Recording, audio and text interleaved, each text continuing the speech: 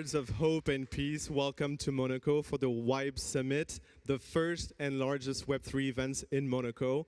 I'm Victor Tamer. I'm really happy to be opening to this summit on behalf of Formula PR Agency and Cointelegraph. It's an honor to be your master of ceremony. I hope you're doing as great as I am. How can we not do good? We're in one of the world's most beautiful cities, talking about high technology with experts in the industry. So today's agenda is going to be awesome. It's going to be here on the main stage. We're going to hear world-class leaders giving speeches, panel discussions here on the main stage or on the auditorium. So right outside on your left, it's going to be open in 20 minutes, the auditorium, so you can pick the topics you like here or there. But that's not it. We'll have a startup pitch to VCs at 4 p.m. Then at 5 p.m., we'll have a poker tournament. But that's not it again. We're waiting also for the beach party at 8 p.m. So stay tuned. It's going to be a lot of surprises today. And whether you're here to share your project, to meet maybe your new collaborator, or simply to learn, you're here in the right place. So let's make today count. And let's give a round of applause to the organization team.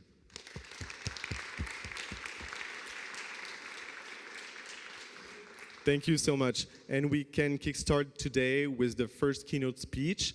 It's going to be given by Mascha Driessen from Microsoft, and she will tell you about AI agents and generative AI and how it's going to redefine the future of marketing and business. Welcome, Mascha.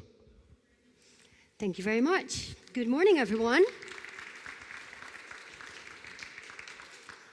Wow, being the first speaker, so I hope you're awake. So my name is Mascha Driessen, and I'm from Microsoft. And Joseph asked me to tell you a little bit more about what we're doing with AI, and even more so with generative AI and agents. So I work for Microsoft AI, which is a big part of Microsoft. It has been founded not that long ago with a new CEO there. And for the last, let's say, around 15 years, I've been working for large global tech companies like Google, YouTube, and now Microsoft for actually the last 12 years already. I thought I was going to be there for 1 year, and I'm still here after 12 years. And I get to talk about my favorite topic, about the future. Because during the years that I've been working for these large tech companies, my vision about what the future would look like has been changing constantly because technology has been changing constantly. So at Microsoft, we have this partnership, which is with OpenAI. And we actually started to invest in AI, which actually led to generative AI, already in 2014. So what happened in 2014 is that we got a new CEO, which is Satya Nadella. Maybe some of you have heard of him. And he already, which is already 11 years ago, had this vision of where we are today now. So he formulated 3 pillars, which is AI, it's quantum computing, and mixed reality. And this is actually the starting point where our company started to invest up to billions of dollars into new technology. And one of them is actually our exclusive partnership with OpenAI. You probably all know it from ChatGPT, which basically means that we have the ability to use all this technology in our own technology that actually democratizes AI for a larger group. It makes that a large group of people, it's instantly accessible and intuitive to use for everyone. So not like, I guess we're a little bit of the nerds, right? We're a bit more deeper in technology than the average person in the world. So this enables it, it basically democratizes it for larger groups in the world. And of course, Microsoft is a big company. There's a lot of people using Windows, LinkedIn, Xbox, Activision Blizzard King, one of our browsers. So we have a lot of products, so a lot of people are using our products. So that makes that we can enable them to use ChatGPT, which is fueling, together with our cloud solutions, what they can make them more productive. So last April, our company actually celebrated their 50th anniversary already, which is quite a large number, knowing that technology companies are basically not that old, right? If you look at Google, if you look at Meta, look at other technology companies. And let me roll a bit of a video to set the scene on where we came from and where we are going now.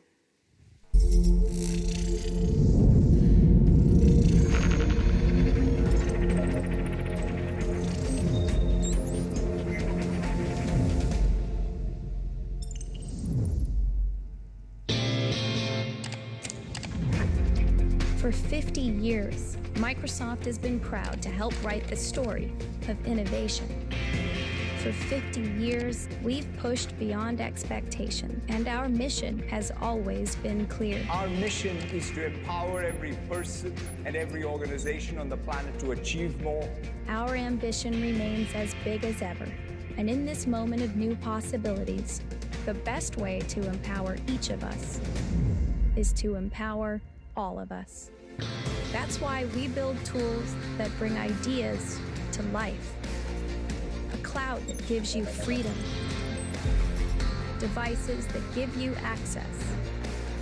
And AI that not only assists, but amplifies. We didn't build Copilot to drive the next big leap in technology. We built it to drive the next big leap in you, creating a reality where everyone can be the pilot, flying to a place where imagination is the only frontier.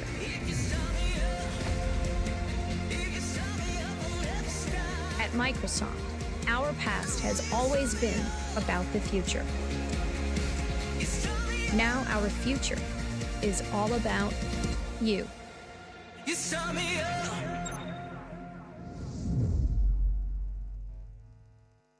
And I will share about this also a little bit later. But let me start with this. So during my career, I've been blessed to become a mother of two. So you see my family over here, husband in the middle, Maximilian, 6 years old, Junior, 4 years old.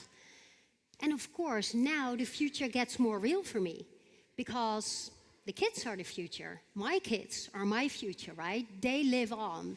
Well, I'm not there anymore at one point. So it gets more real for me. So computers have learned to speak our languages. They hear what we hear and they see what we see. So basically technology, this technology of AI, is perhaps the biggest amplifier of human well-being. And that is real in their lives. So talking about AI, I see basically AI as electricity. So suppose you walk into a room, you switch on the lights go on, you never think about it, right? This is what's supposed to be. It's not conscious. But if you walk into a room and you switch on the lights and they don't go on, then you realize, okay, we need electricity. So then you realize it. That's kind of the same with AI. It's already everywhere. It's being used because AI is about connecting dots, spotting patterns, being able to predict the future.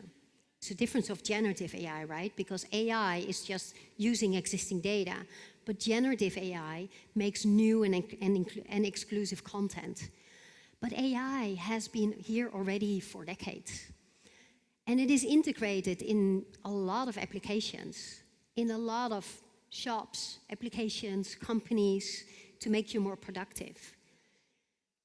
And just like with electricity, in the beginning, there have been people that have been electrocuted, right? Because it was in combination with water. So we learn over time, and that's the same with AI. We're learning over time how to deal with that. There will be guidelines, there will be policies around it, because, you know, if it can bring something good, it can also can be misused, right? So that's the comparison with electricity. It is always there. And it is here. Right? Because if you see the fast pacing of how it has been picked up in comparison to internet or mobile, you can see really the steep line of how generative AI has been picked up for just the last 2 years. Because again, generative AI, that is where the future lies because it's creating new and unique content. You can put text into something and then use the large language models that are part of that. You can use your natural language and then create something new. It can be an image, it can be a video, it can be coding, it can be a social media post. It can be basically anything that you wanted to make, and it's unique content because it's fed with data across the globe. So this has been going really, really fast.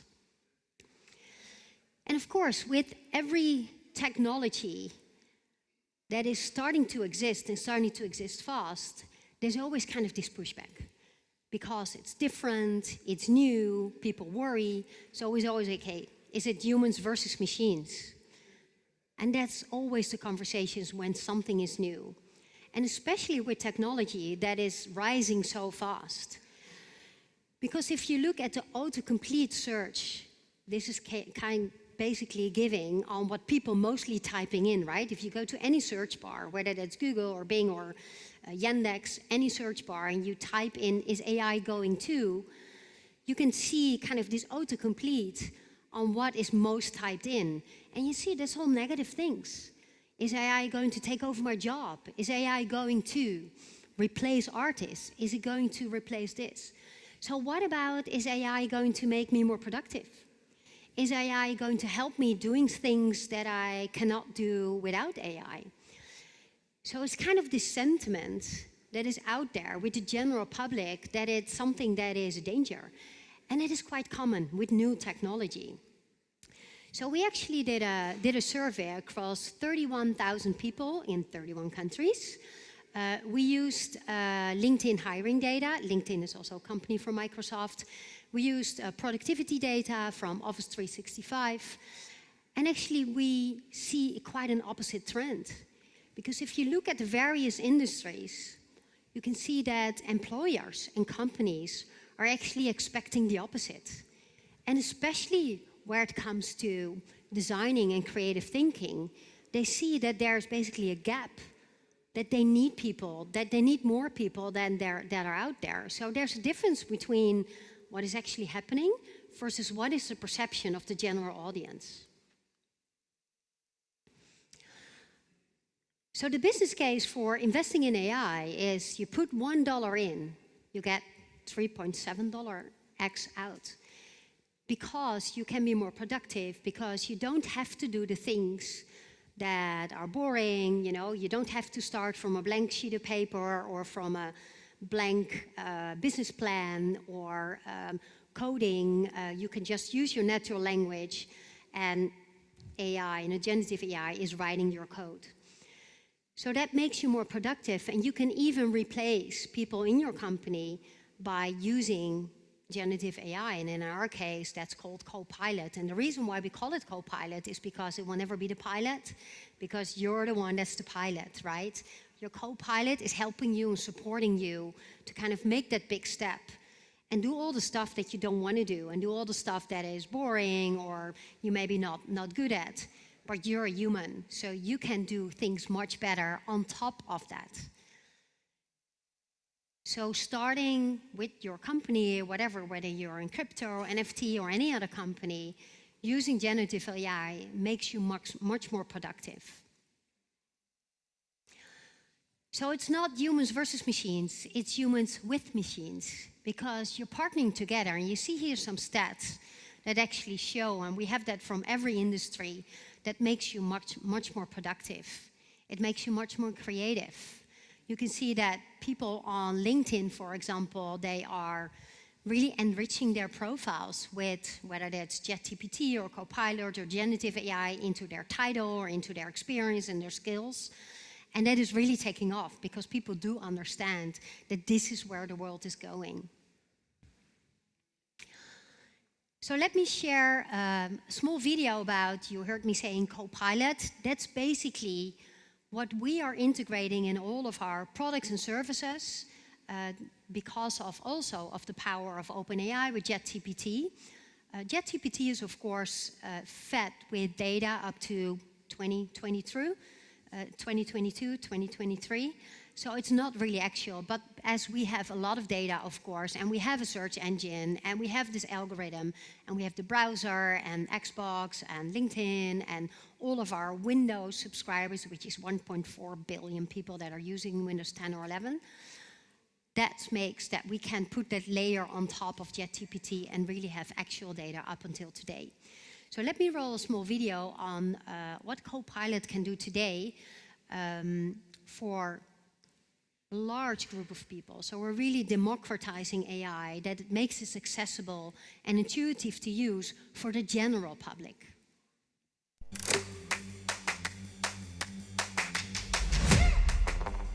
Welcome back, Evelyn.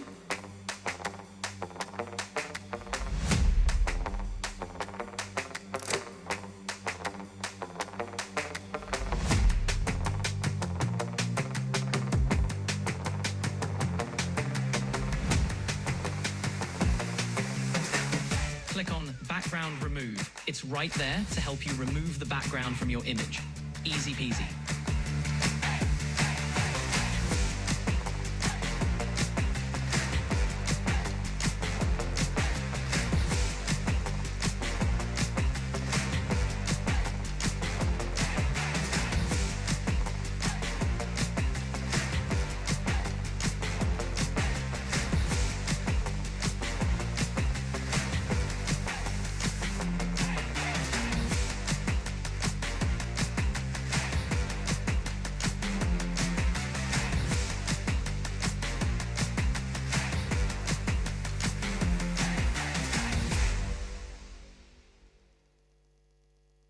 Quite helpful in just your daily work or things that you daily do.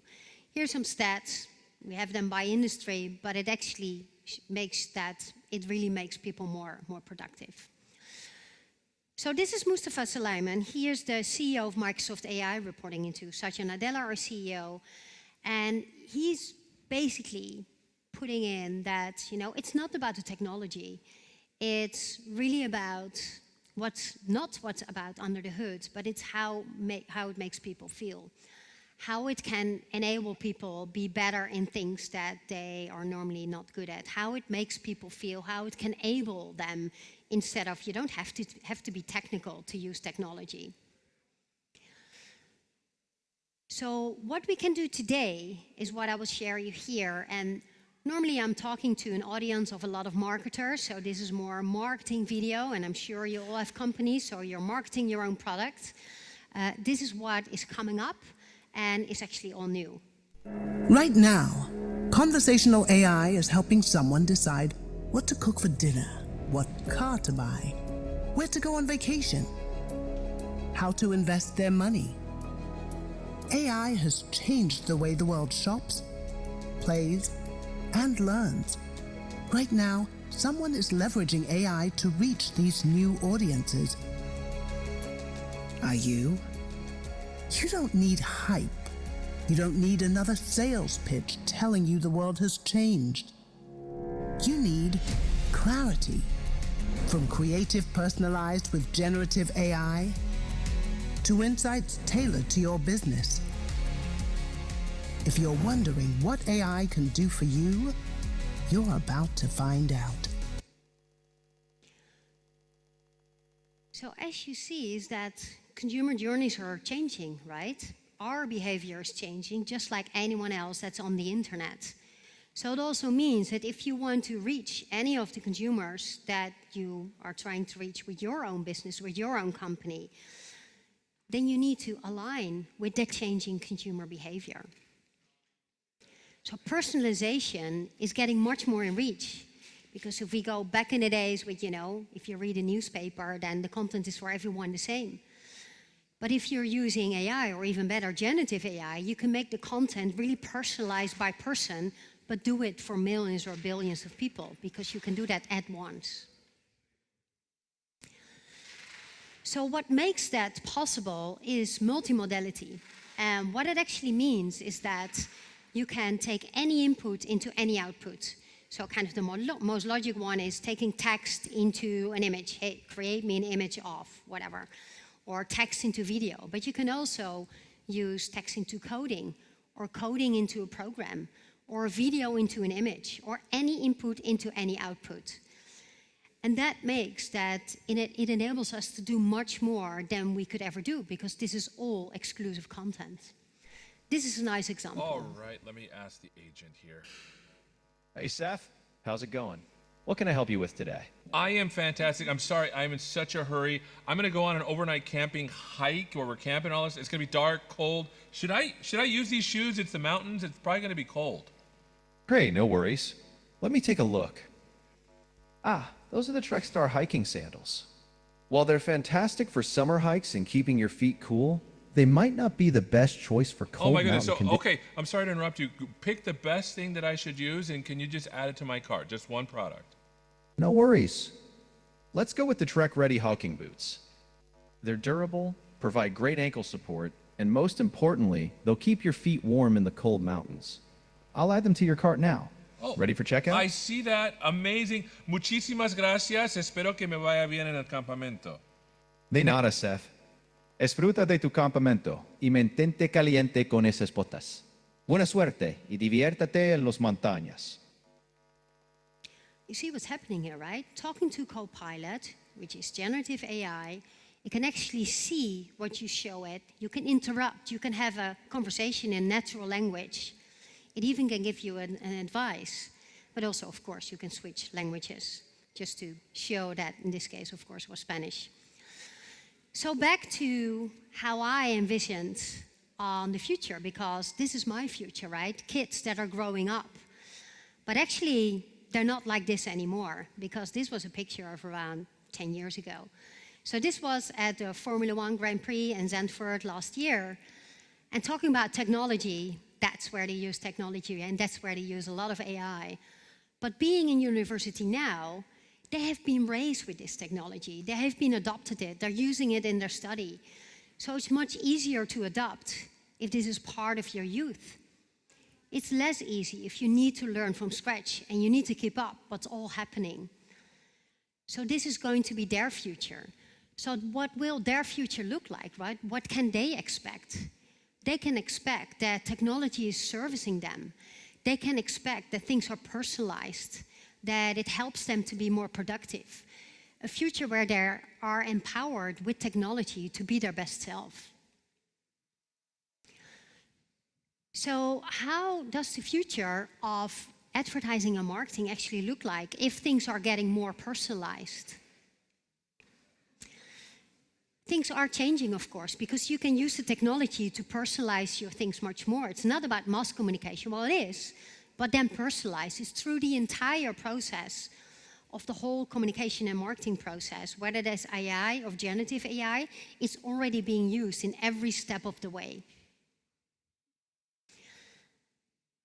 Of course, we have a lot of data, so we can use those data into every step of the way of Microsoft, of course, being enabled by the largest operating system in the world, which has 1.4 billion people that are using it. But it also enables us to use those data to even enrich and to help anyone that is using any of the products of Microsoft being much more productive and using those data to be more personalized. So how has our behavior been changing? Because I'm sure many of you are using search, right? Whether that's on Google or Microsoft or on Yandex, you probably have been using search a lot. But we as people have been conditioned in the last years, because if we're typing something in the search bar, we always type keywords, right? Holiday, Rome, this summer. But if I talk to a friend like that, they look at me on, what do you mean? Can't you talk normal, right? Can't you just holiday, Rome, whatever? So search has changed because we have been conditioned. And the biggest change is actually this. And I'm sure your minds are blown now because it's just a bigger search box. But there's much more behind this because it enables and invites people to type in whole sentences. And going to the example of having a holiday to Rome with my family, in a normal search engine, I would have to type all of these queries, and I would get a list of results with all kind of these blue links, and I have to check each one of them and then create my own itinerary if I want to go to Rome with my family. But I can also use just natural language, just like I'm asking a friend, And hey, I want to go to Rome. This is the family situation. We want to eat a lot of ice cream and gelato, of course, and pizza. And give me my itinerary. So if I type that in, I can get actually this output, which saves me a lot of time. I can be much more productive. I may not be doing exactly this itinerary, may not be doing exactly that, but at least it gives me some nice ideas what I can do with my family if these are my wishes. And this is just really a simple example because you can write, just like talking to a person or to a professional person, to a professional travel specialist, or anything in the industry, whether that's on crypto, whether it's on gaming, whether it's on anything, the knowledge is there. So what you can also do is it can make you more creative. So like, let's take this cupcake and I want to do more things of it. So envision that for your own industry, your own company or service or product. Then you can do a lot of things with it just in this instance. I'm sure you've seen, multiple examples of this, but you can actually do more. You can also make sure that just from a picture, you make a video out of it. And even more so, you can even give them a prompt on camera pans across this cupcake with a child taking a bite, and it creates this video for you. So just from the picture of the cupcake. And also the next sentence. So you can create very easily this video. So now, just a big step to the future is agentic. Because from websites to apps, to generative AI, to being agentic. And what does it mean? Agents, so generative AI agents are basically your personal, whatever you want to call it, co-pilot, that is having all of your data, of course, with your permission, and can really act on your behalf or give you some suggestions on your behalf. But the most interesting thing is that companies can also do that. You can create your own agent and get the sales leads, send them out there on the web, get sales leads for you, and make sure that they do all the actions that you normally would ask a whole team to do. So it can make you much more productive here. And I brought one example so this is my home screen, and I'm using actually research and analyst agent a lot. I'm not that analytical, but I do like to work with data to have that good foundation. So let me show you one video, because agents can be more of a specialist really in one topic, like, generative AI can go up to a certain level in depth, but an agent can be really deep in a certain topic. And I brought one video here to show you, it's actually a simple example, but to show you what it can do, and you can go much more deep than this. I work in product development, and we're entering a new market. So I need help developing a product strategy for our expansion. I enter my prompt, and researcher immediately gets to work. You'll notice it's reasoning over all of my work data, not just one file. Just look at this thorough response. It's something in line with what I'd expect from a researcher on my team. And now I can edit this response in Pages and bring in my team to collaborate.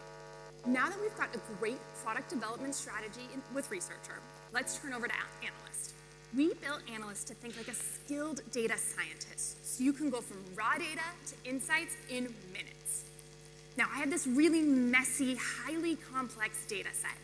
You can see thousands of rows and multiple tabs with customers and their monthly revenue.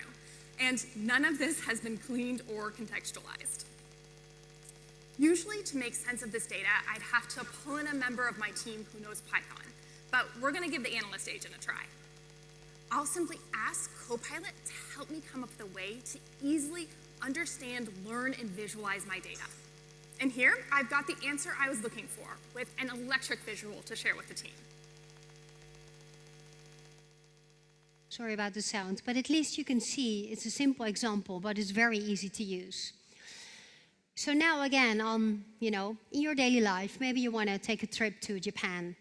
And what it can do for companies that, for example, are offering trips like Japan, you can translate it to your own company, to any of the industry, because you can create your own agent, right? So in this case, I brought a travel example from companies that are offering travel trips to all over the world. And in this case, I'm asking, hey, I want to go to Japan. And these three, they're made up, right? So these three are brand agents and from 3 different companies. And I'm asking a question, and the brand agent can act on behalf of the company, so you don't have to have, travel officers and people behind phones, etc. It's a brand agent that can pick this up. So I'm asking a question on, hey, what is the best option for an itinerary to Japan? And I get these 3 options. And I can also ask questions about, hey, are there different flights that I can use? I get some examples. It's all done by the agent, so people don't have to go to your website. It's all pulled from the data that you put in. And then even I'm asking, how can I find a RE-account to stay in for a couple of nights? And this is where it can also give you where you can stay, and it can even offer you to book, to take the booking on behalf of your company. So that means you don't have to have large amount of people anymore to do this for your behalf, but you are there where the interest is most high because there's a huge appetite of buying, right? So this is, again, just a simple example in a different industry, but you can translate that to your own industry. So of course, the time that we're living now is really transformative. The time of generative AI just started 2 years ago. AI already has been starting a long time ago. And to just leave your web, now is really the time. It's not about me versus AI, it's me with AI. Work together, go deep with it, challenge it, because it can really help you, and it can help you being good at areas where you never envisioned you could go really deep. And of course, again, this is just the beginning. And if you want to know more, I brought 2 QR codes which you can scan. If you want to know more about chatbots and agents, go to the left one. If you want to know more about how search is really changing and how you can tap into that, you can scan the right one. It was just a snippet of what we're doing today, and the journey is still just about to begin. But thank you very much for this morning, and I wish you a great conference. Thank you. Thank you, Mascha. It was a very inspiring way to start the day. Thank you. As our first keynote speech ends, we were going to welcome to the first panel discussion, how to build smaller decentralized system. And we're going to welcome even more speakers, now 3 of them on stage. So when AI meets blockchain, it's going to be moderated by Zachary Nelson from Genzio Media. And the 3 speakers, Kevin Pilch from Vertical AI, Gert van Lagen from StrateG Consulting, and Reza Rahemtola from Libert AI. So we can welcome them with a round of applause.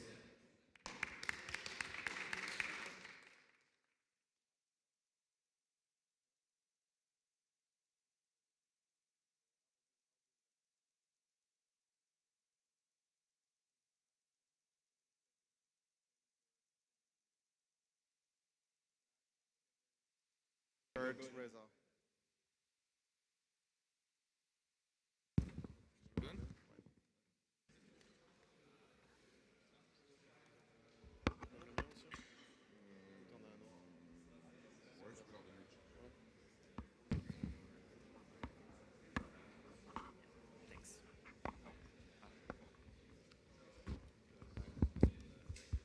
Good morning.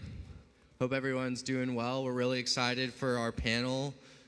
Just for a quick introduction, we're going to be talking about when AI meets blockchain, building smarter decentralized systems. So there's obviously been a lot of hype around AI and Web3. We're here to unpack what the hype is, what the best use cases are with some of the top thought leaders in the space.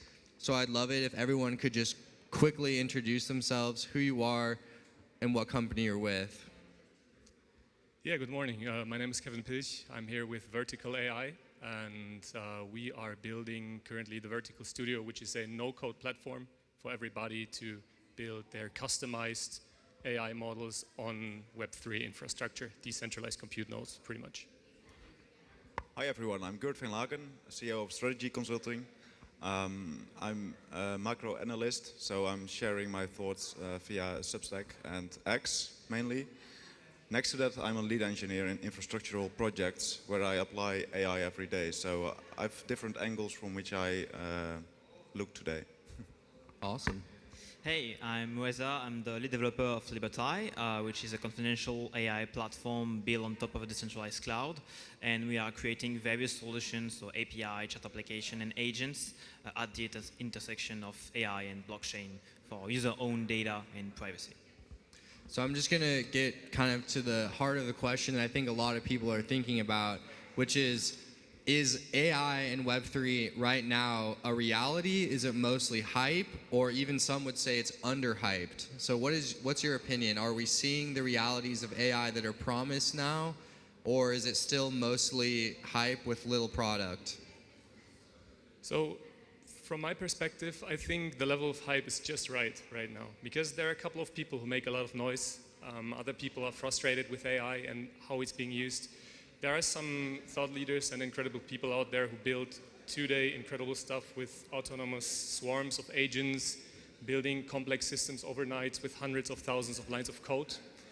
And other people don't really achieve that yet because it's just not user-friendly. So you need deep domain expertise about how models work today, especially transformer models that we're still dealing with. And I compare it a bit to what it was like when we first introduced cars. Like people said, right, cars are so complex, they only can be driven by engineers back then.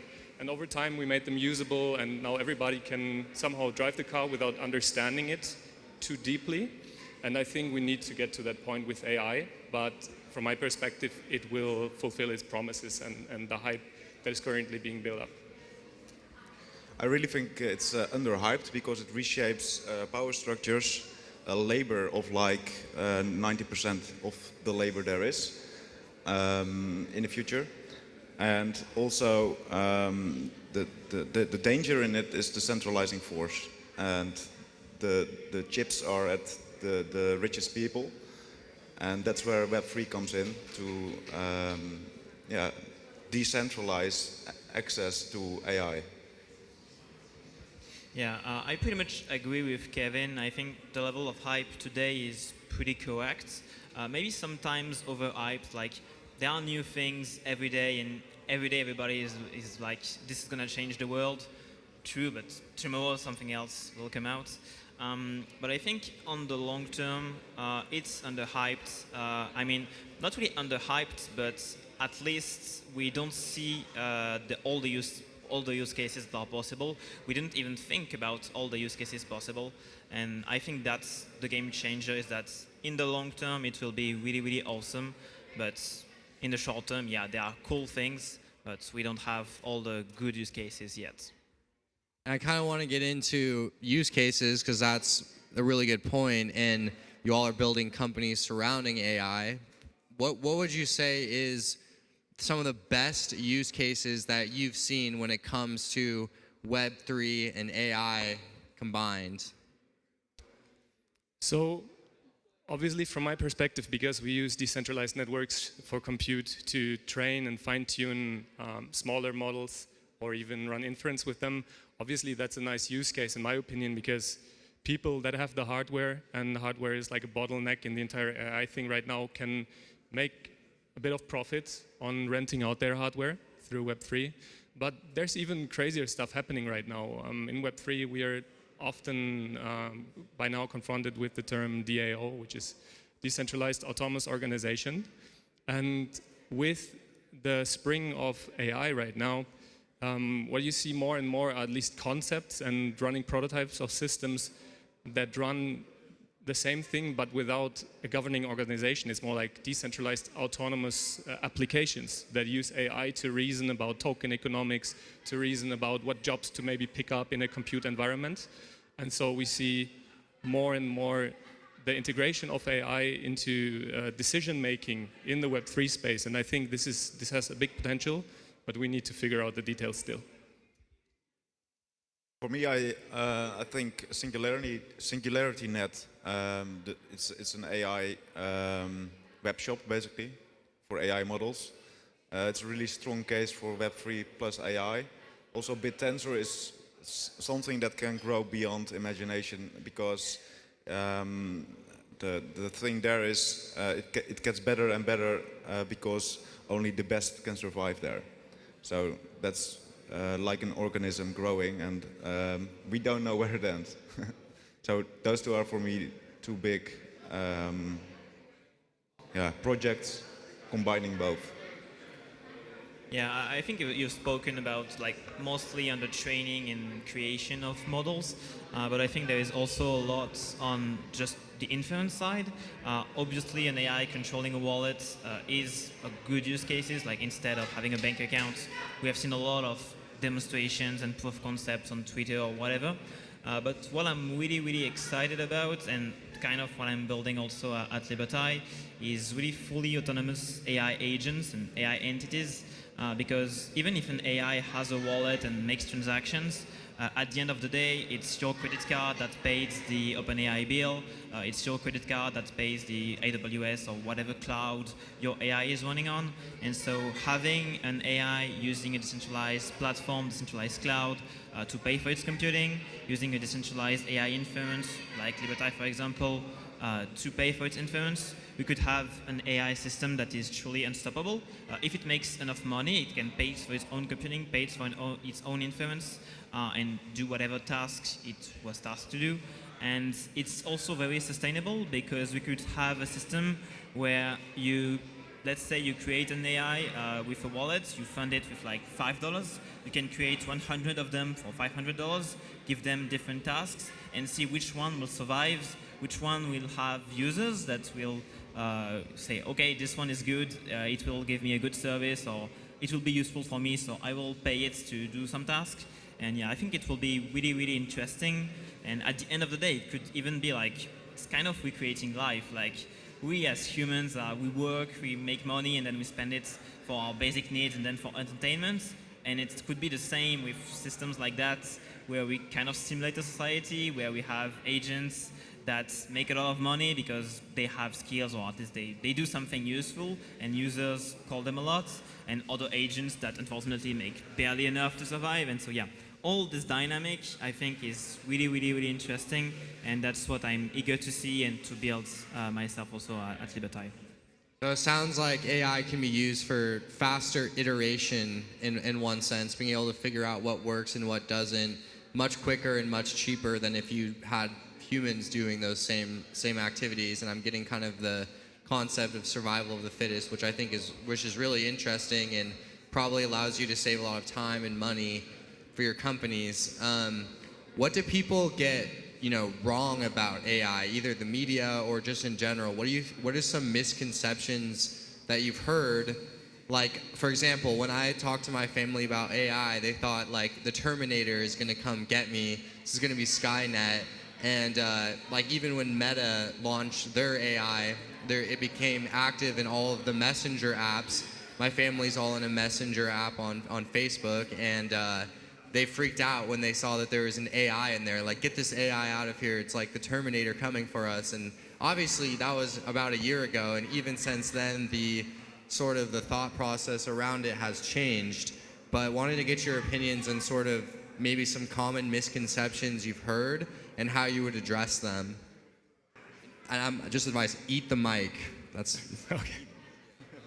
No, I'm not at that doomsday scenario yet. I'm also not yet assuming that anytime soon they will take, like the AI models will take white-collar jobs at massive scale. I think one of the biggest misconceptions actually is that it has to do with fundamental characteristics of current AI models, which is that in the end they are deep neural networks. They are probabilistic by design, and that means that every output that they generate is, as I said, it's non-deterministic. It's a probability that it was trained on. So when you want to govern a process that needs to go right every time, think about something like financial transactions. You cannot have a model hallucinate about, oh, maybe I'm sending this to somebody else, or just switch up the numbers or something. So you will always have to have, with the current generation of models, some safeguard in place to make it actually work. And that can either be a human, or that can be, let's talk about software engineering, as we have some engineers here, test-driven development, for instance. is super interesting because we can iterate on these problems, but in the end have a deterministic way of figuring out whether what the AI created actually is doing what it's supposed to do. And then if we create something like code with AI, which in itself is deterministic if you want it to be, then AI can iteratively today solve really complex problems, but it needs to have the right safeguards in place to do so. And that's why I don't think that people will lose their jobs to AI in a big scale, and this is why I don't really like the doomsday scenarios. It's like a big chance. You think AI will create more jobs, or is that what you're saying? I think it will require people to pivot and to gain different skills, or at least an addition of skills, and kind of forget about the repetitive, easy work. I like to call it the donkey work that we don't need to do anymore, even today, if we build it in the right way. And I consider this to be a big chance to free people off of unnecessary labor, let's say. But we need the right safeguards, the right control mechanisms in place. And I think one of them is human in the loop. The other thing can be something like test-driven development in software. There are many other ways, but this is my current conception, let's say, around AI. Yes, I think AI has been around for a long time already. It's not new. It's a big misconception. A lot of people just see it in their everyday life right now with ChatGPT, for instance, and that's the point. Well, like a fighter plane, fighter jet can't fly. If you just put it in the air, it drops. AI keeps it in the air. And fighter jets have been around since the 1970s or so. So AI is not new, that's one. And another thing is the point of singularity, the point where AI gets smarter than people and we can't understand anymore what they are doing. It's not a given that we will reach that point. People, a lot of enthusiasts think, well, we will reach it within 2 years, but there's no certainty on that. And that's something we should keep in mind. Yeah, I pretty much agree with both of you. Like, at the end of the day, it's generative AI and it's artificial intelligence, the A. So yeah, it's really, really powerful because, of course, models today combine a lot of parameters, a lot of training data, and it's something we are not used to. Us as humans, we have limited capacity, or at least we can't remember everything. And of course, all this knowledge combined produce great outputs, and we can build great products. You can discover cure for new disease. Cures for disease where we didn't had some. But yeah, you can have a lot of incredible things. But I think the point of singularity or an AI that will be really smarter than us isn't there yet and isn't on the horizon, at least. It can feel like it, like on the fact that, okay, you have ChatGPT, you can ask pretty much any questions, and yes, there are hallucinations, but maybe in a few years we would have something like when it retries a few times, it searches a few sources, etc., and it will have more precision, but it won't be at the end of the day intelligence. And yeah, and if it is like we can be sure if we have an AGI like that with the autonomous system I explained before, well, maybe we could have an unstoppable Terminator. That would be fun. I would be happy to have built that system and see the world like fall and be like, okay, I built something truly unstoppable. Like that's the idea also, even if I don't want it and I don't think anybody wants that, but yeah. So I've been on different panels speaking about AI before, and something that I've heard is often like a black box, like ChatGPT. Like you put the inputs in and you don't know how it's coming to its output. And they say one of the best things about bringing Web3 to AI is that it opens up that black box and lets you look inside and understand what's happening. Would you say that's one of the most important parts of bringing AI to Web3 or something else? And how do you make sure that privacy is preserved even with that accessibility and transparency? Yeah, it's kind of a contradiction in the concept, I would say, maybe of Web3 and blockchain and AI in itself, because they are by nature, in that regard, fundamentally different. Blockchain stores in an unmutable way information, while AI is short-lived and needs to be retrained, and it's pretty much a living thing right now, because you can see the Frontier Labs dropping a new model every week. You can see the hype on LinkedIn about the next model, about the next, right now, the CLI tool from Google that they built. And so that's a thing. I think that's also a misconception from my perspective, that blockchain might be a good tool to preserve privacy in the AI age because of its fundamental characteristics. And so data storage, data privacy, those kinds of things, we have good ways to deal with that in the Web2 world, in the public cloud.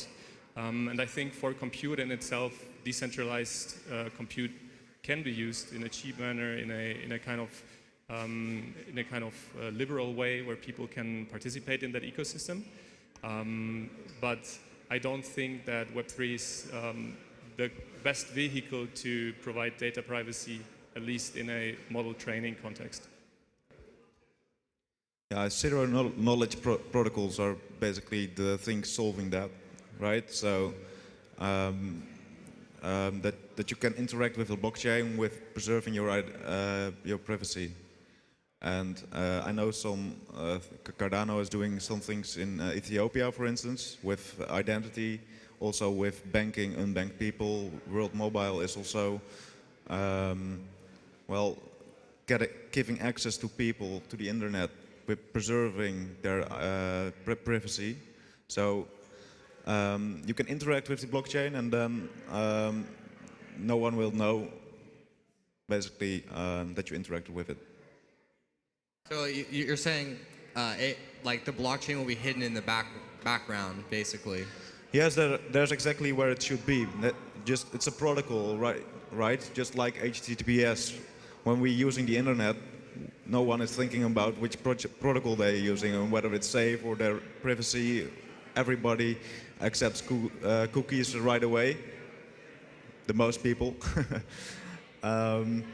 So people don't care that much about the privacy, I think, in the end.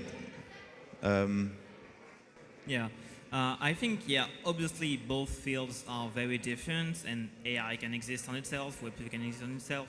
But I think there is a good opportunity also at the intersection of both. Obviously on the privacy side, with, for example, TEs, trusted execution environments, you don't need especially Web3, like this exists in centralized cloud. But the idea would be that Web3 has a lot of interesting concepts. At the core, it was like the cypherpunk spirits of privacy. Today we have a lot of interesting technologies like zero-knowledge proofs, fully homomorphic encryption. Like there are a lot of, I think, of technologies that could intersect. Also on the payment side, obviously, and on the account side, like to have something private. You use your blockchain wallet, you pay with whatever crypto you want for the services. But yeah, on the privacy itself, indeed, with Web2 technologies, you could have something that works correctly with TEs, with attestations that your inference, your data wasn't logged, wasn't tampered with. But I think there is a lot of opportunities also on the Web3 field to enhance this privacy and to have verifiable like proof on chain and to have like the whole stack being decentralized and private. I think that's a good fit with Web3. I appreciate all your perspectives, and I do think it is really interesting how we're seeing this explosion in adoption, and we do have sort of different opinions on this panel even within that.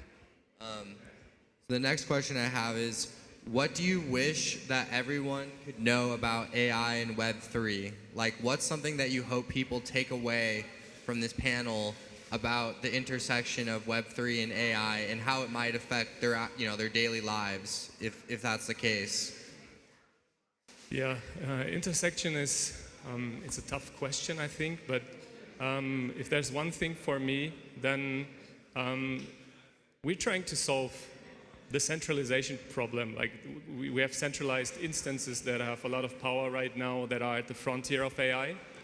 And we're looking at Web3 to maybe solve that, to not have a centrally governing instance that controls all of these developments. Yet I think there are some fields in which Web3 can really thrive with AI, which is especially stuff like fine-tuning inference on smaller models. But the scalability and the failover capacities and the networking bandwidth of big data centers, big providers that are at the frontier right now of AI, talking Anthropic, Google, Meta, X, all these types, OpenAI, obviously. They kind of can scale without big losses and train these big models, which is something that on Web3 is hard to do because the internet connection, the bandwidth, the failover, all those are points of failure, and the scalability is just not the same. So from my perspective, I think Web3 cannot really replace that, as in we need these big players to come up with the resources, with the infrastructure to make those frontier models work, and then we can interact with them, and we can do our own stuff with vertical, smaller AI models. But it's hard to replicate on the blockchain, I would say, on the Web3. Yes, thank you. AI and Web3, I think, really need each other and are opposing forces in terms of centralization, decentralization. So it's like, do we want to have a technical autocracy, or do we want a more democratized version of that? And we need Web3 for that, to ensure trust and get the intelligence from the AI models. That's... Yeah, I think we are just at least on the intersection of both. We are just at the beginning of the use cases. And I think the most important thing we'll see is the private use cases, because today everyone is using AI, but nobody is wondering about our data, what we send to these models. And I think that will be a concern, like kind of at the beginning of the internet, where everybody was rushing in, and then big giants were made collecting data. I think that will be an important part where people, maybe in Web3, maybe not, but at least it will flow down maybe to Web3. I think if Web3 is getting adoption also on other parts like DeFi, stablecoins, like completely different topics, I think AI can really well integrate on these topics that are very sensitive, like financial, medical, whatever. And yeah, that's the point I'm looking forward to see. Do you see ever a future where companies like ChatGPT or Grok or these different big giants incorporate Web3 into their technology, or do you think that would be counterproductive to their goals? I think their goals are opposing what Web3 is trying to achieve. Yeah, so I don't see it happening. Well, they started this OpenAI, and now you can see when power comes into play, it gets dangerous. So yeah, we need decentralizing forces to not cluster all the power in a certain place. Yeah, I agree. It's not in their interest, I think, and I think that's where there'll also be a battle maybe on the most powerful models, because DeepSeek shook a bit the tree, but now the best models are back to being closed source, which like it drives innovation. We have better models every day, but it will be controlled by centralized companies. So I think there is a topic here also to have open source models that then everybody can deploy, and we can have all these private, confidential, or local solutions. So I've heard a lot of talk about like having your own AI agents, and agents that can do things for our audience, agents that can go buy things for you, do things for you, essentially act as you. Like you could say, hey, go do all my shopping for me, but we can order your groceries and maybe figure out some clothes that would look good on you, things like that. How important do you think it is for those kind of consumer-facing AI applications to have a Web3 component? Is it necessary or useful? I don't know whether it is necessary. I think it can have components like that to kind of be a part of the entire end-to-end system. But me coming from a Web2 world, I think those use cases can be solved with what we have right now without compromising on a lot of stuff that would be solved with Web3. I think the humanoid robots, well, expectancy is that there will be more humanoid robots in like 10 years than humans themselves, helping us in our everyday lives.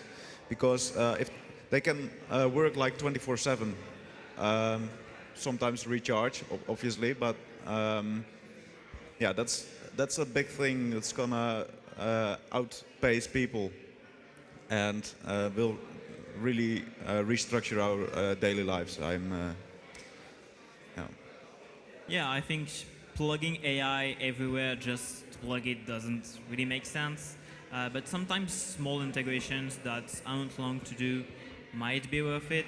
I mean, if you go back to the topic of personal agents for everybody, I think it won't be like a single personal agent, like everybody having his agents.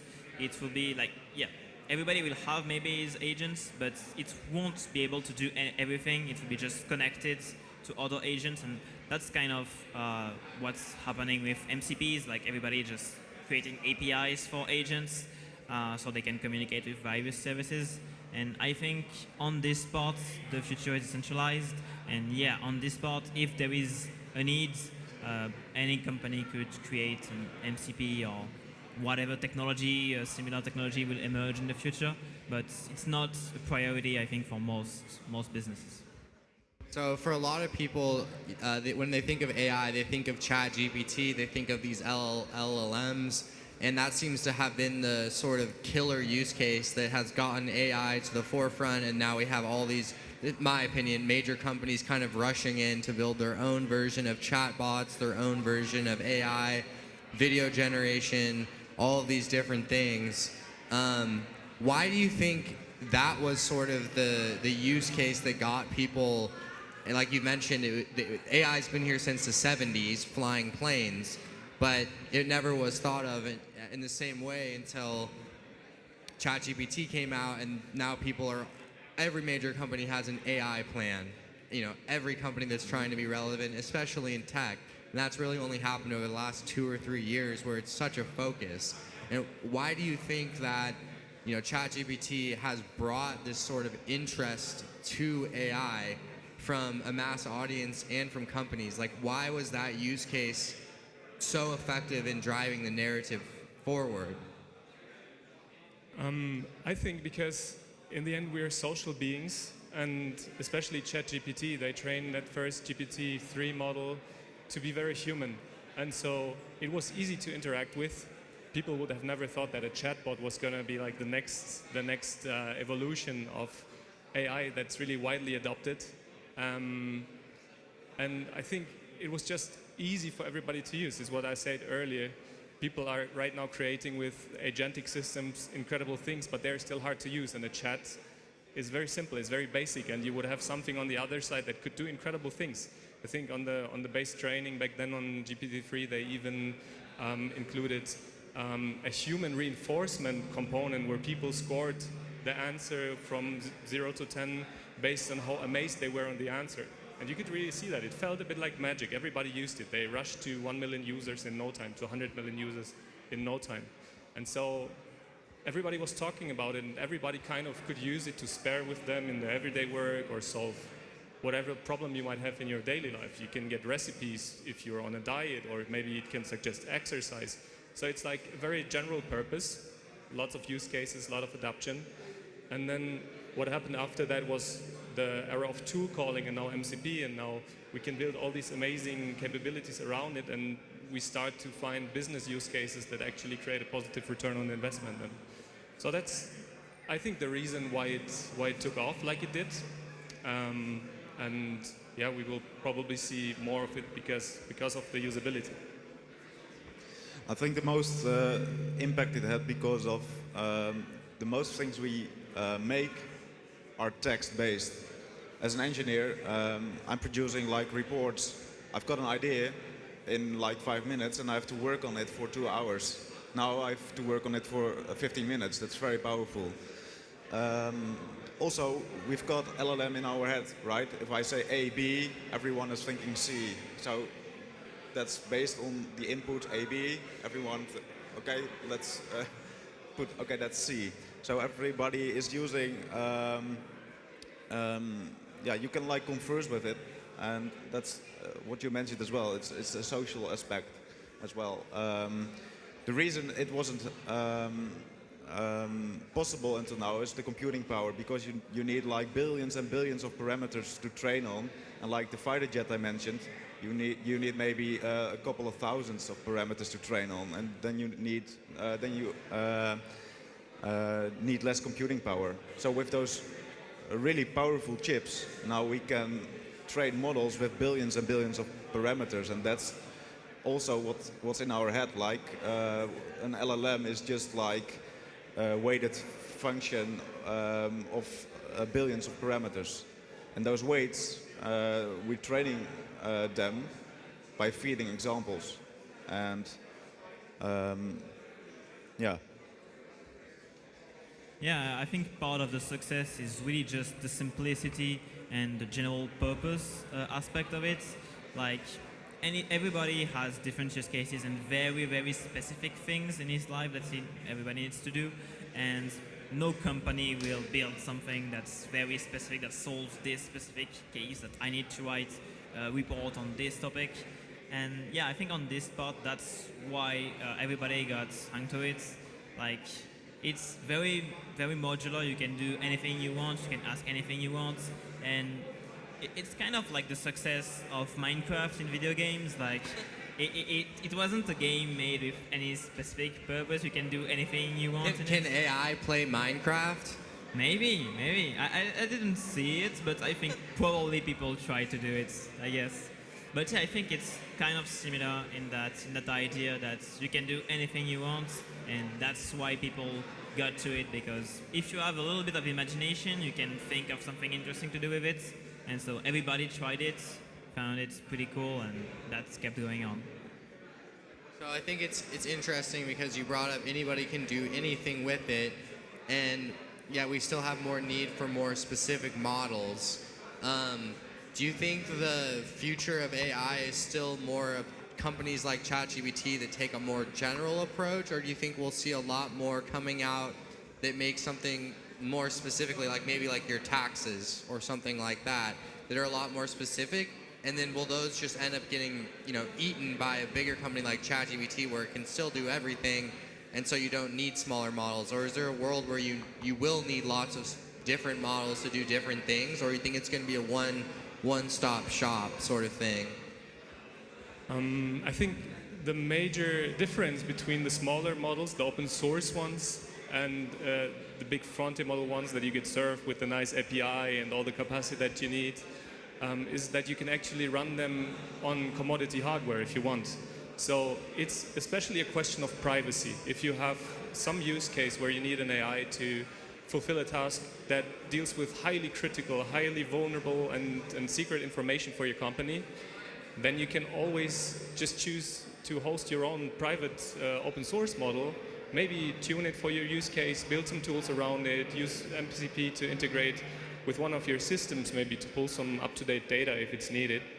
And then you can be sure that none of these very money-hungry and information-hungry corporations out there building amazing technology right now steal your data and get to know anything that they shouldn't. So I think that's the main divider in the end.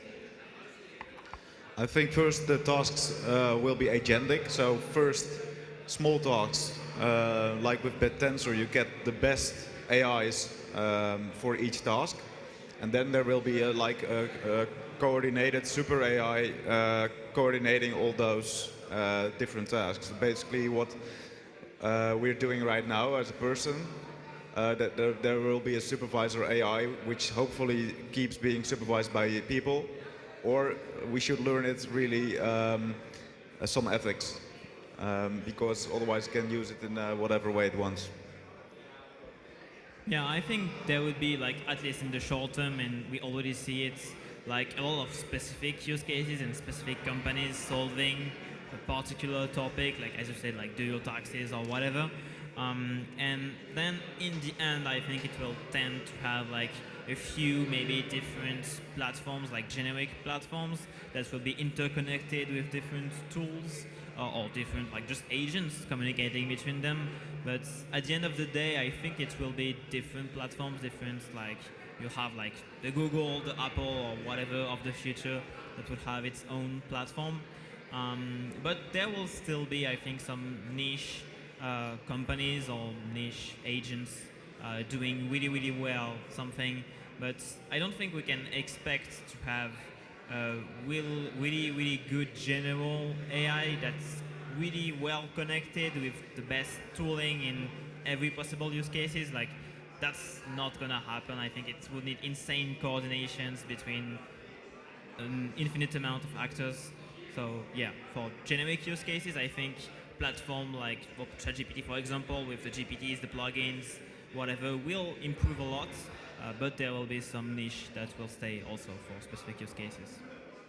Have you guys found that since more of these AI tools have come out, you've stopped using things like search engines as much? Like for me, I usually look up something on ChatGPT or Grok versus Google. Like I've noticed the time that I've spent Googling things has gone way down because you have to sort through websites. It's a lot more work versus just asking for a specific answer. Yeah, absolutely. It's a trend you can see happening. Google itself, they are pretty much now dropping their #1 product, which is Google Search, and they're focusing, or like they're not dropping it, but they're now focusing on AI to replace it. You find it on top of your Google searches as well. You get a Gemini response. And I think you're right. It's the AI model can take part of the search from you because you needed to make sense of the data that you found on Google. You needed to see what's sorted on top. And you can also see on the other side, vendors that usually used to do stuff like SEO to be ranked high on Google, they now put llm.txt files on their websites to be crawled by robots and then to be fed into the big AI models in their trainings. And so there are some companies that got, they were really early on this, and they got a lot of traffic via ChatGPT because the LLMs recommended them from the llm.txt or like LLM optimizations on the website servers, which is incredible. And it's a macro trend, I think, and we will see more of this. People are lazy, so ChatGPT brings, and other models like that, brings everything to your desktop with one click. And with Google, you need at least 2 clicks. So yeah, that's as simply as I can get it. That's we're lazy, and therefore ChatGPT will replace search engines like that. Yeah, I think that'll probably stay for very specific use cases. Like sometimes you really need the source and yeah. But at the end of the day, indeed SEO is pretty much changing. But what's weird is that, as you said earlier, like ChatGPT has been here for a few years, like 2022. But if you look at Google, at least the declarations, like their search revenue has actually gone up like 10% per year. So it's not diminishing for now. But yeah, surely it's changing and people are transitioning to using AI and ChatGPT. But it's a hard line to find because there are also a lot of hallucinations. So when you need trusted data, I think Google is still used, but definitely it's declining and they need to invent themselves, and that's what they are starting to do. How can you sort of keep ChatGPT or these different, and this is maybe where Web3 comes in, keep them honest? Because imagine you're looking up like, I want to buy a chair or like a microphone, and in that answer maybe you can suggest 3 microphones. And I can imagine that, you know, like you mentioned, some of it's just the backlinking. But do you think we'll see a world where like that answer is sponsored? So whatever microphone comes up is paying ChatGPT in some way or a company to help promote them to get the answer. You know, how do we keep it honest and continue to still bring the best products to consumers or people who are buying things in that sense and keeping the quality up? Oh, I think the big vendors will be in control as they are right now. I don't think on the big marketplaces that you have a fully free market.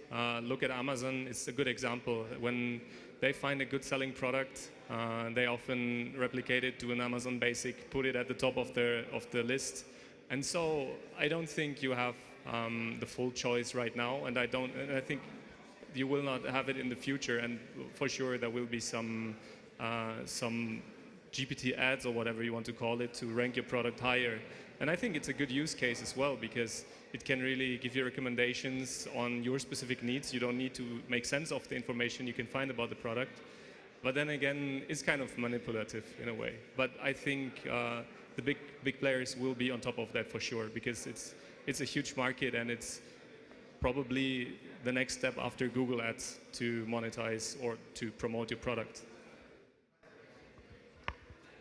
Yeah, so DeepSeek, for instance, published all their weights. The weights for their models. But not everyone is able to do something with that, right? So that's also a thing we should think about. Like, we can publish everything, but not everyone is able to do something with it. So there will be companies using those free weights and, well, setting it to their hands with post-training that it on an own data set with which you can manage like preferred responses. Like, okay, I want to buy some clothing. Okay, let's put this first. You can post-train it. Yeah, there will definitely be ads or some way to make revenue, obviously, because these companies are leaking a lot of money right now, trying to take the lead in AI. So yeah, probably ads and sponsored stuff that will show up, or data collections, like it's a huge opportunity for them. Instead of metadata that already tells a lot about you, now you can collect like the data that the people are giving you willingly about them. So I think these are both the things that will happen, and obviously I think the big players will stay there, especially if the best models stay closed source and developed by those companies. And that's why I think there is also exactly like in Web 2, where you have companies like Proton, for example, who's doing like private emails, VPNs, stuff like that. I think there is an edge here also for use cases for privacy, for companies and for users, and also that's why I'm working on Libert to push these things with Web3, but you don't especially need Web3 also. But in AI, I think privacy will become an important part when these giants will start monetizing their products, the AI products. Awesome. Kind of wanted to get into, I guess, I know we're kind of running out to the end of our time here, so we want to talk about what you guys are building now. And if you want to just quickly say how you think what you're building will change the world. All right. So yeah, I was all about usability in this panel, and I think when we go beyond ChatGPT and the nice chat interface and maybe uploading documents, people don't really know, at least non-technical people, how to make most out of this technology and to really fine-tune it to their use cases, to really make it usable, maybe for a very niche thing, maybe for a side hustle you have going on, and maybe you're selling, I don't know, RC boats or something, and you need a very good chatbot for your website or something. It's very hard for the everyday people to kind of create these models, so and we're trying to open up that world to everybody, to kind of let people create models that can be as precise and as specific on that niche knowledge as the big models are on whatever they've been trained on, without making it too hard. So giving people a no-code interface, really guiding them through the process, letting them upload their data, maybe connecting their shop to it, and then later you have a really, really good model that serves exactly your use case. Maybe it does some action for you, maybe it's agentic, maybe it can do some tool calling, but we really want to open up this world for everybody and not just for the technical people, to democratize the technology. This is our core idea. I've got no product of myself in this space, but I'm using it. Like, I'm building agents for my company, for the HR department, replacing basically people. So you're going to get fired by an AI agent? Exactly, yeah. And I'm always sharing my thoughts on X, on like topics like these, and that's it. Yeah, I think on Libert, that's something I already talked about just before. But yeah, the fully autonomous agents are really, really an objective we have as a company and also a personal one. Like being able to recreate the whole system, a whole architecture where agents can evolve without anybody being able to stop them. You give them a task. If it works, they can survive. If not, they just die.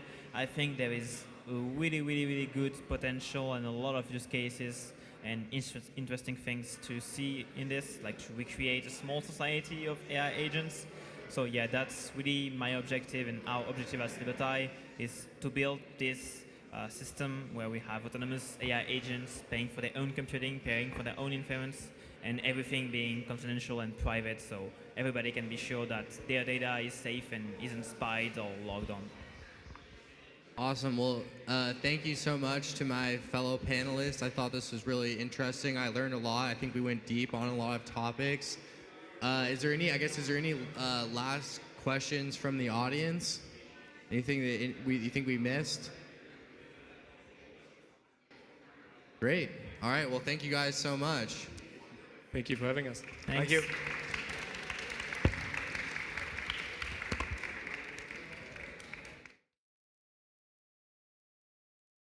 Thank you, guys. Thank you for that discussion. It was very interesting. Are you guys expecting the next intervention? I'm sure you don't know what's coming. You're going to discover a human-like robot.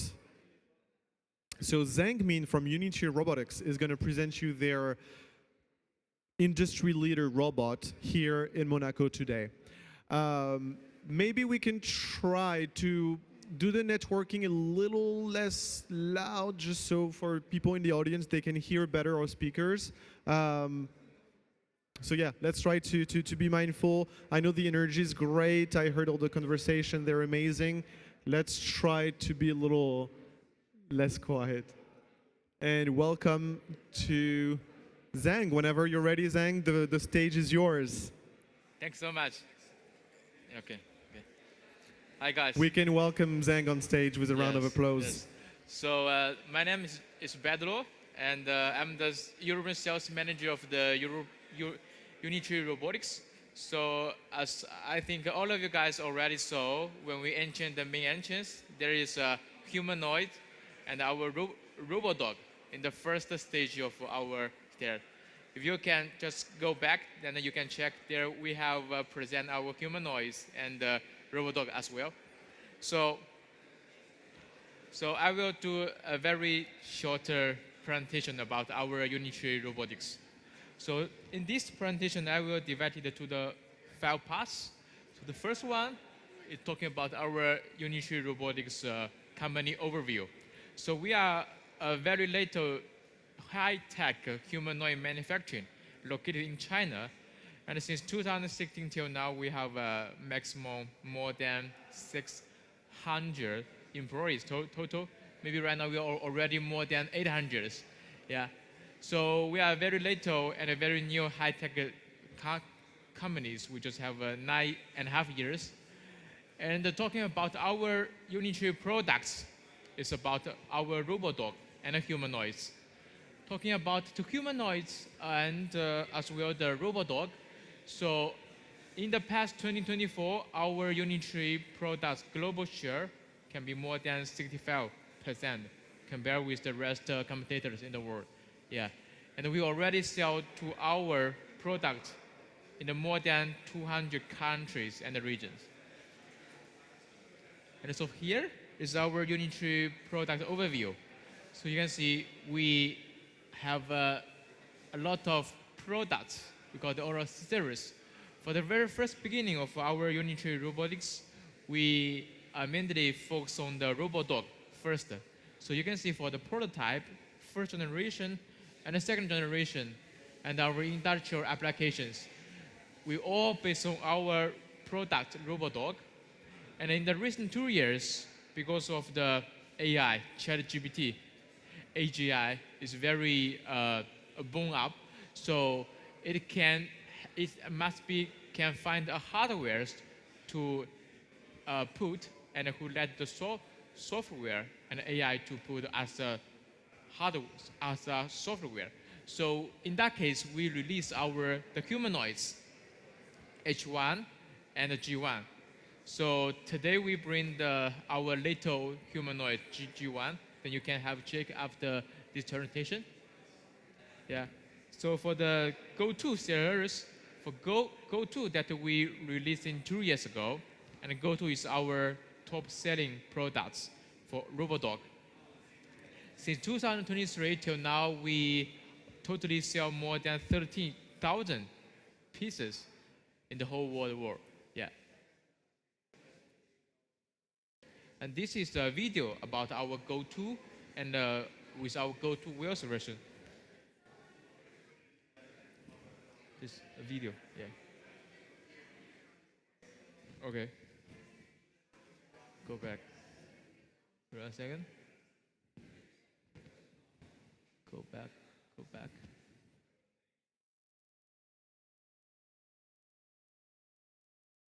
Wait a second. Okay. Yes. This is our video of our 2 RoboDogs. Yeah.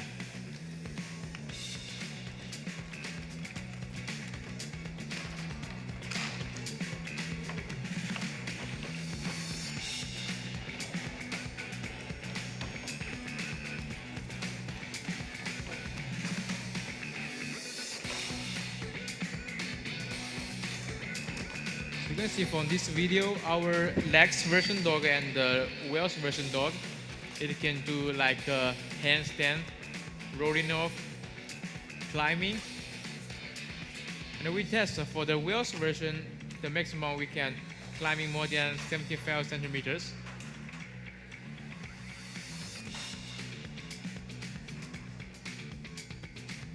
The climbing abilities for our Unitree robotics, we are leading the whole industry at least 1.5 years.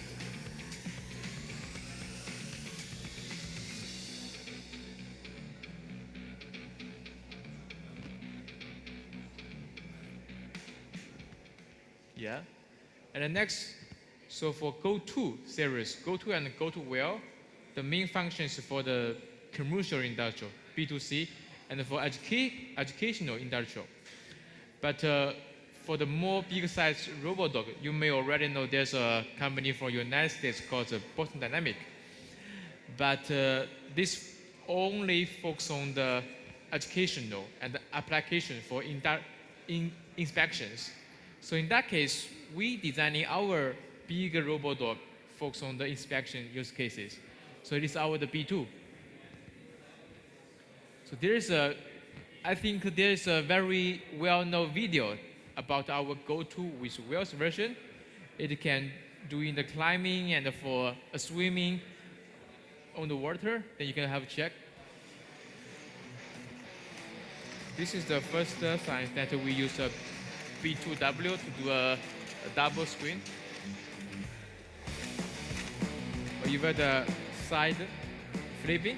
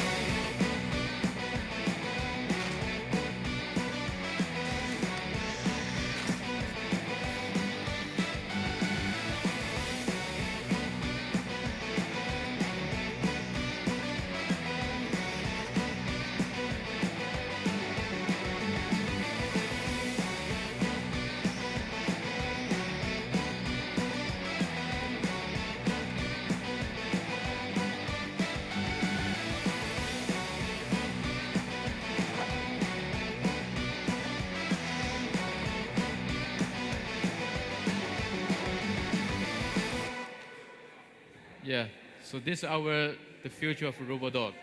So you can see our RoboDog can, like a super master, swimming on the water, and for climbing, and for downstairs. This also can show our highly performance of the hardwares of RoboDog, as well for software. And in that case, for B2, as I mentioned, it's focused on for inspection. So there's a very different scenarios of the B2 can reach.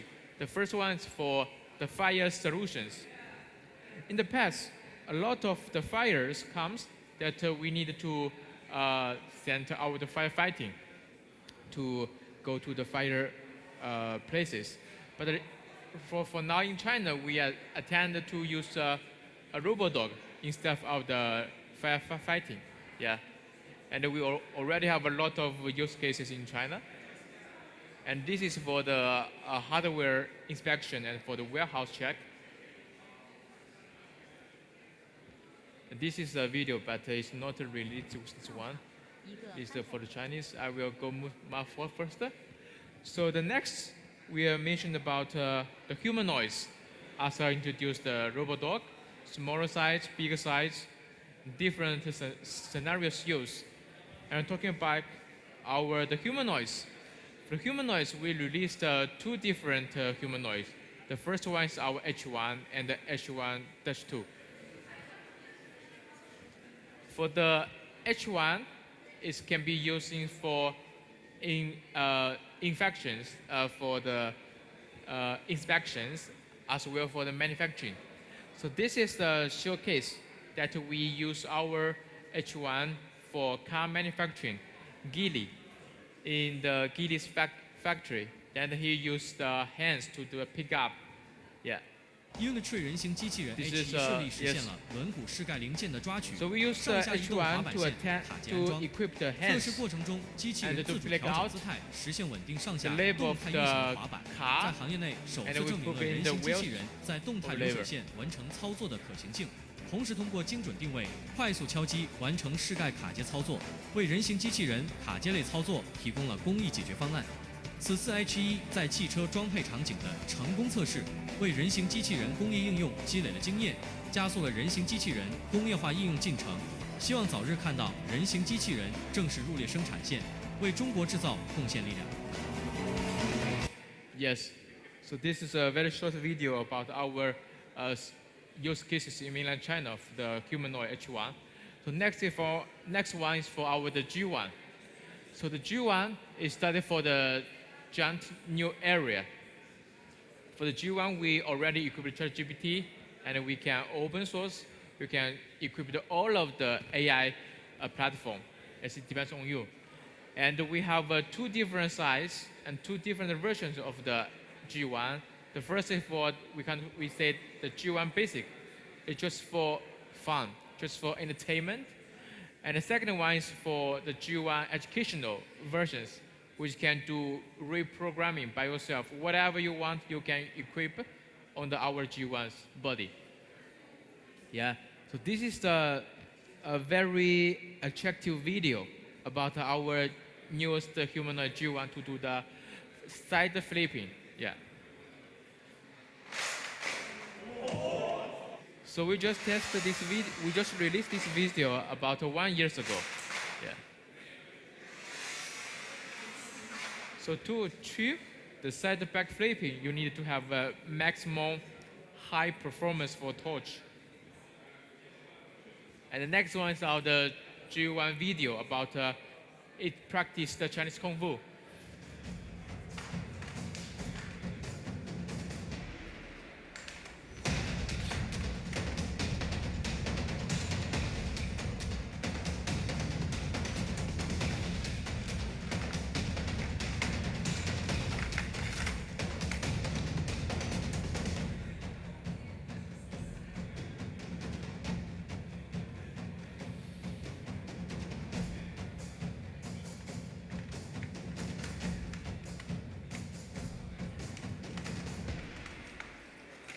So in this video, we test a lot of different scenarios.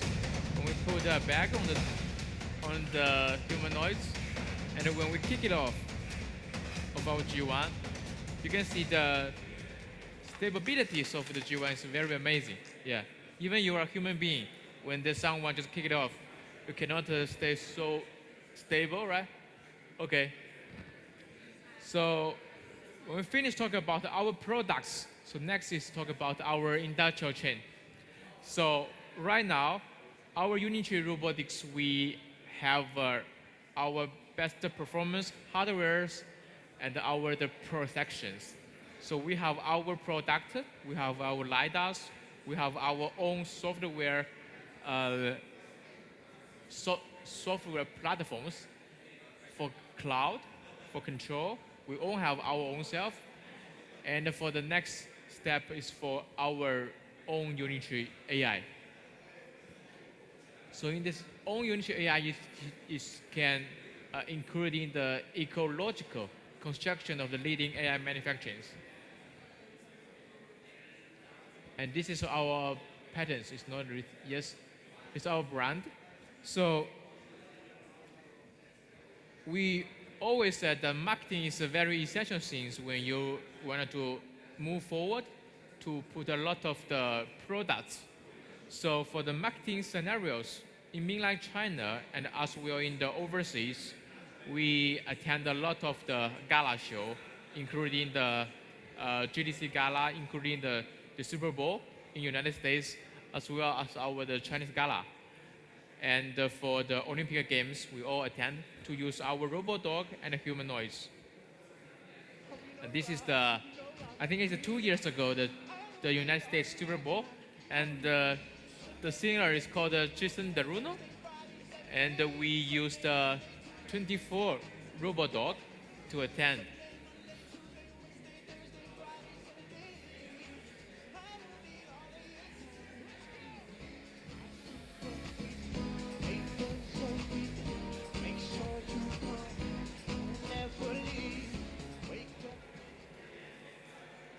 Next is for the Asian Olympic Games.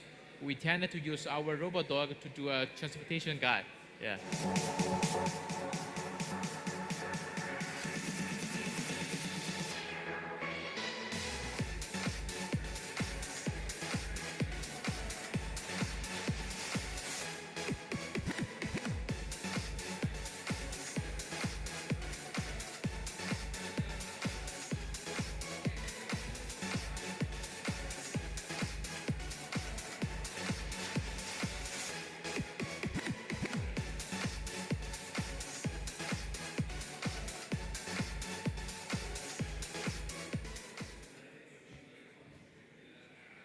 Okay, so this is I think this is what the latest very bomb video about our Unitree humanoid to do a group dance.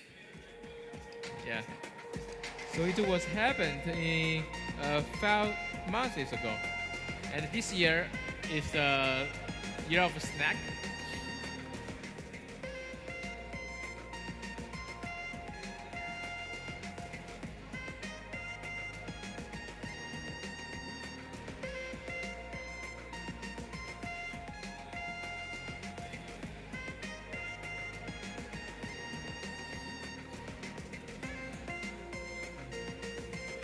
So this is a rehearsal video when we attended the Chinese Gala. Yeah.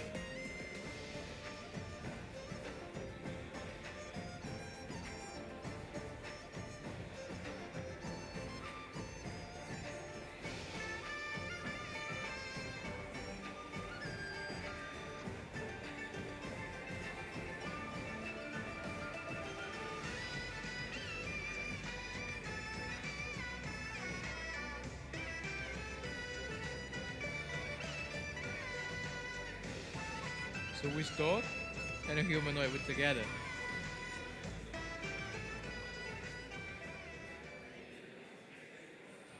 And so for the marketing, so this just our own product G1.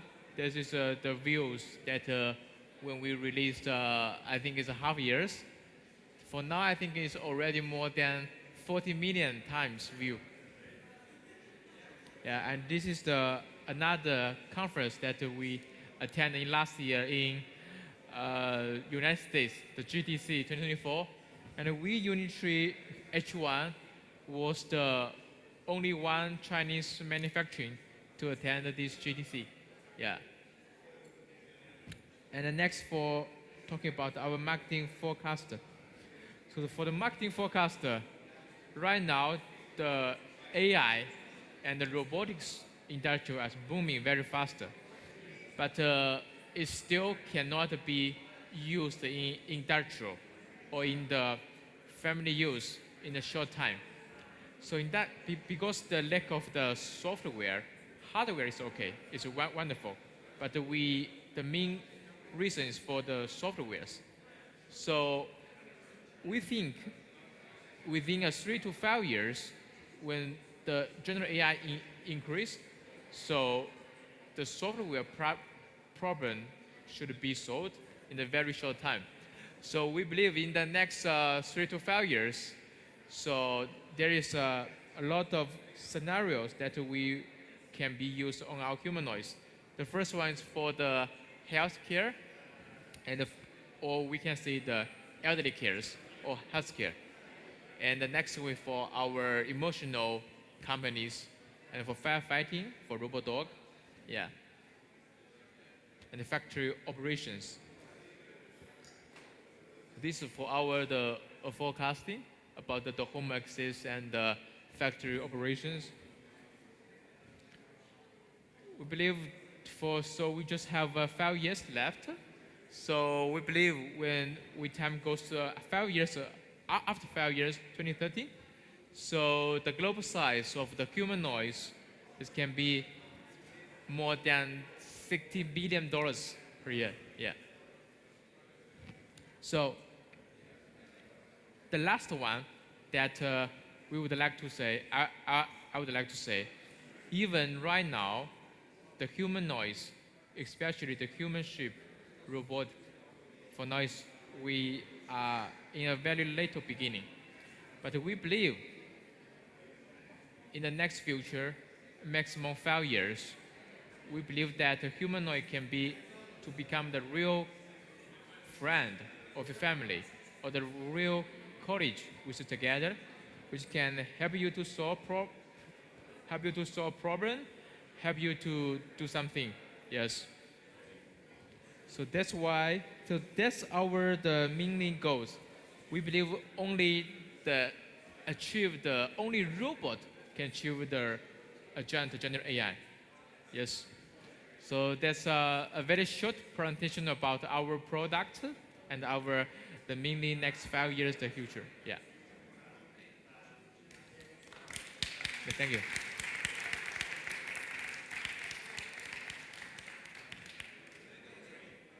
Okay. No sound. Thank you, Zhang. Thank you for your speed. Oh, okay. Perfect. Thank you so much. Oh, the robot, the dog robot is here. Is he coming on stage with us? Maybe. Oh, okay. Nice, amazing. Well, thank you to Zhang, and we're going to welcome our next panel. So, how to power intelligence. Do you think Web 2 and Web 3 infrastructure will fuel the AI boom? How are they going to do it? And to answer that questions, Zachary from Genzio Media is going to host this panel. Zachary Nelson, welcome on stage. And you're going to ask the question to Feroz Lakhani from Ankr, Clément F. from Aleph Cloud, Kapil Demon from Cranium, and Reza from the Estonian Web3 Chamber, the president of the Estonian Web3 Chamber. Welcome, guys. We can welcome them with a round of applause.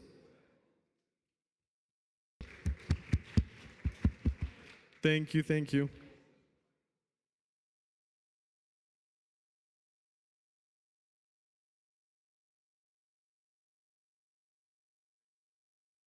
I'm super honored to be with my next panelists, and we're going to be diving into infrastructure and Web 2 and Web 3, how they coincide, what infrastructure really means, and diving a little bit deeper into what they're building. So super excited for this. I'm definitely with some key thought leaders on stage here, and I'm excited to dive in deeper into everything that they're thinking, especially in the infrastructure space. Might need one more mic. Okay, you guys can share. There we go. So just to kind of kick things off, and we'll want to keep this short so we can get into the questions, can you talk about who you are and what you're building? So, you know, your name, your position, and the company you're representing. I can start from here. Hello, Doggy. It was nice to meet you. And my name is Reza. I'm representing Estonian Web3 Chamber, but at the same time, I'm a founder and CEO of Matter ID, digital identity, which is in fusion with of Web 2 and Web 3. We will talk about that a little bit later. And please, next. Hi, my name is Clément. I'm the head of marketing for Aleph Cloud.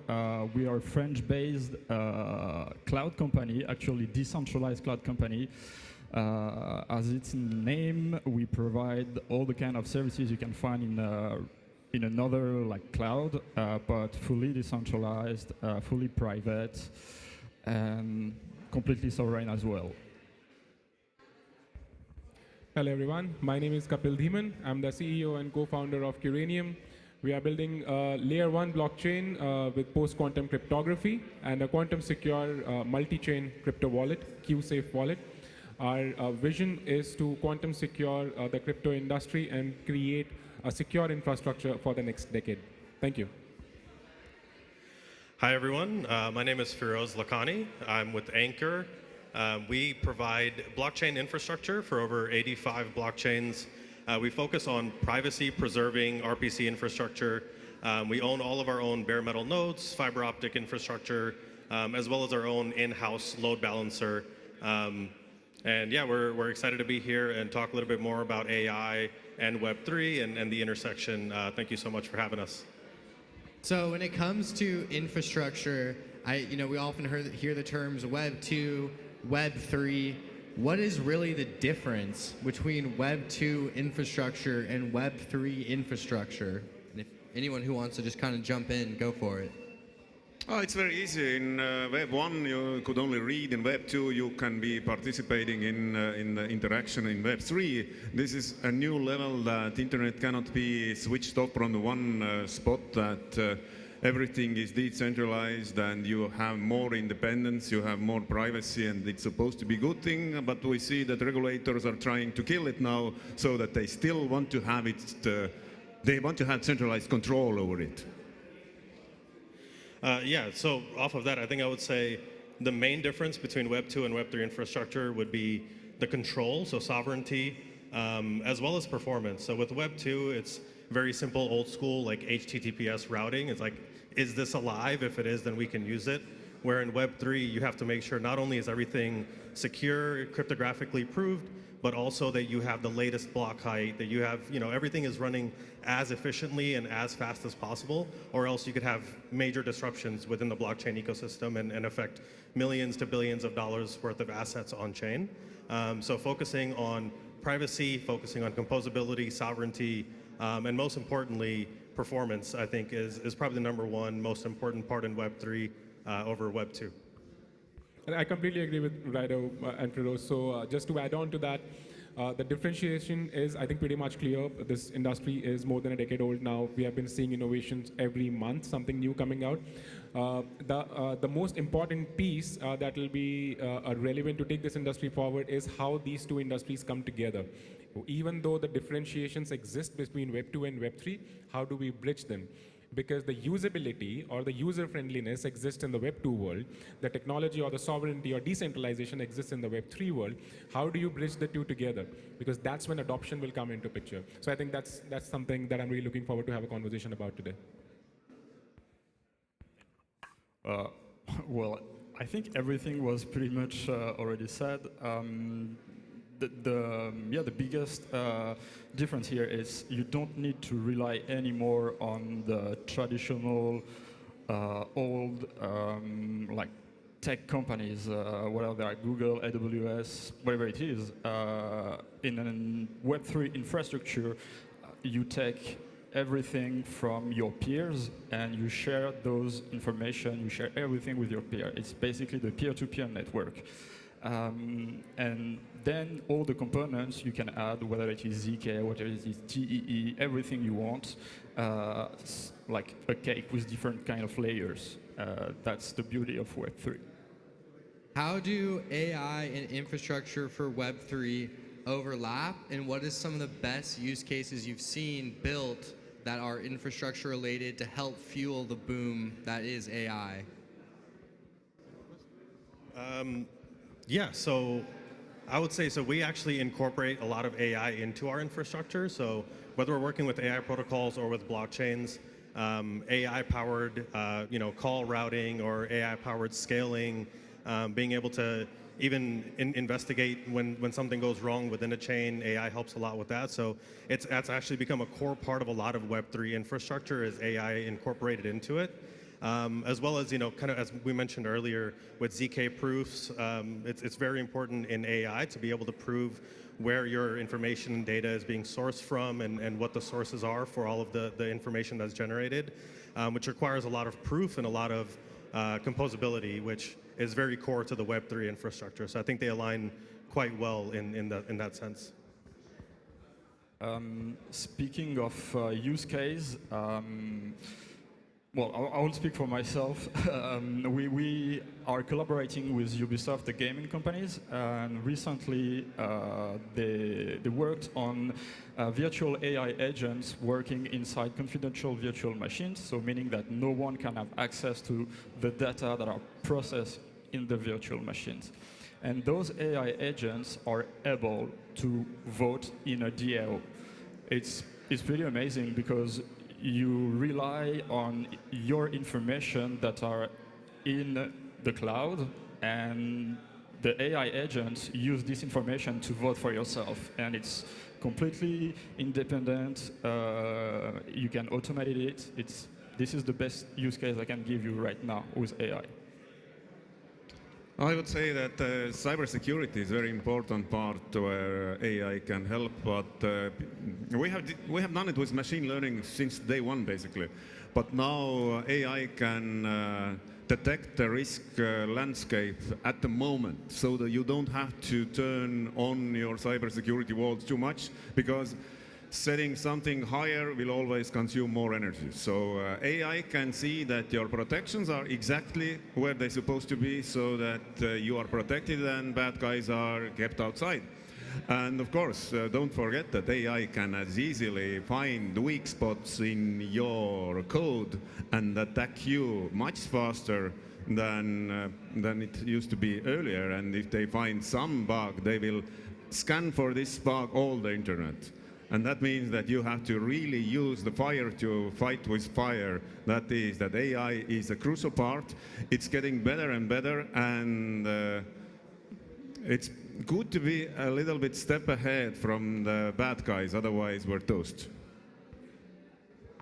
Well, if you see AI and Web3, first, most important is to look at them independently and not look at them as a converging unit.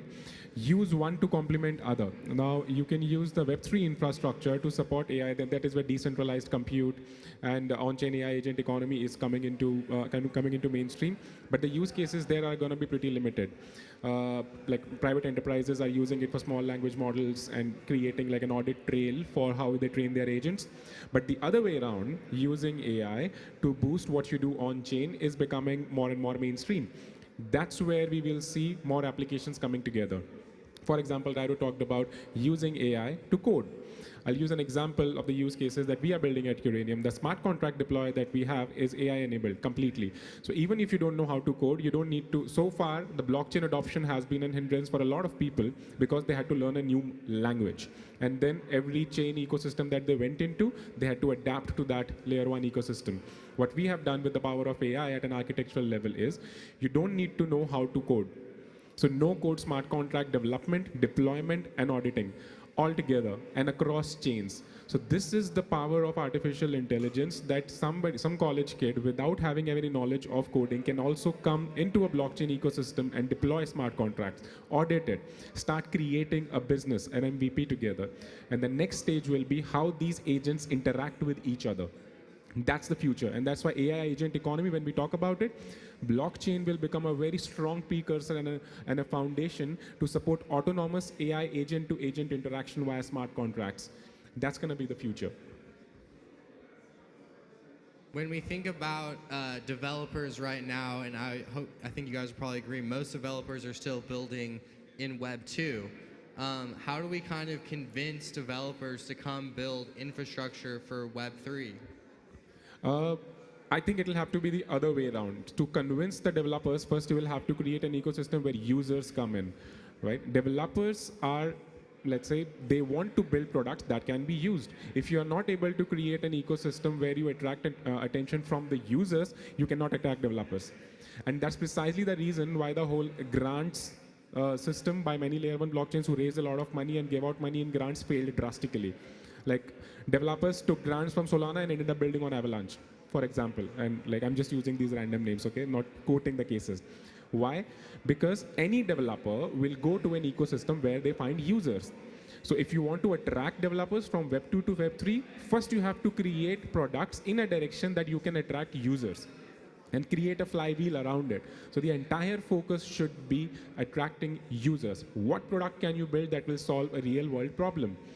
If you are able to do that, developers will come on their own. They want to build on new technologies. Engineers are like really crazy guys who want to build cool stuff for cool people. But you have to create that use case.